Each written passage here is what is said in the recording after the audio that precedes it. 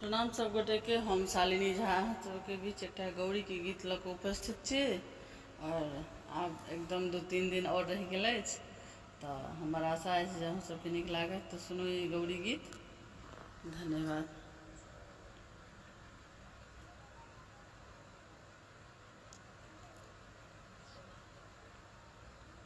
गे बहिना सुंदर सुंदर तू फूल लोरी लबी है गे गौरी के मनबी है गे ना।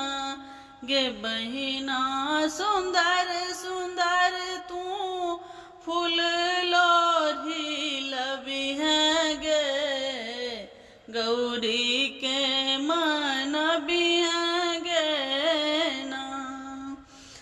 आसन कमल झाड़ियो छवि है ओही पर गौरी के बैसबी है। आसन कमल झाड़ियो छवि है ओही पर गौरी के बैसबी है गे ओही पर गौरी के बैसबी है। बहिना गे धीरे धीरे चावर डोलबी है गे गौरी के मनबी है गे ना। वही पर धीरे धीरे चावर डोलबी है गे गौरी के मनबी है गे ना। गे बहिना सुंदर सुंदर तू फूल लोरी लबी है गे गौरी के मनबी है गे ना। फूल बेल पत्र तू मंगबी है गौरी नीक सो सजबी है। फूल बेल पत्र मंगबी है गौरी नीक सो सजबी है गे गौरी नीक सो सजबी है। बहिना गे सुंदर सुंदर गीत तू सुनबी है गे गौरी के मनबी है गे ना। बहिना गे सुंदर सुंदर गीत तू सुनबी है गे गौरी के मनबी है गे ना।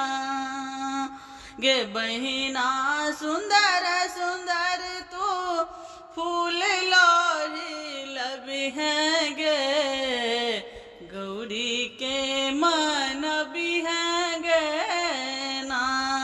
केरा पेरा मंगबी है गौरी माँ के भोग तू लगबी है। केरा पेरा मंगबी है गौरी माँ के भोग तू लगबी है। बहिना गे भोगो तू लगबी है। बहिना गे हाथ जोड़ को गौरी अर्जी करी है गे।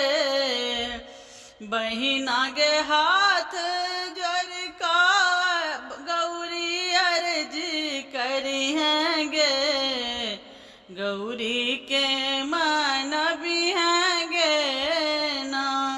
सोना सपरी मंगबी है लाल से नूर भरबी है। सोना सपरी मंगबी है लाल से नूर लगबी है गे बहिना लाल से नूर लगबी है हमरा।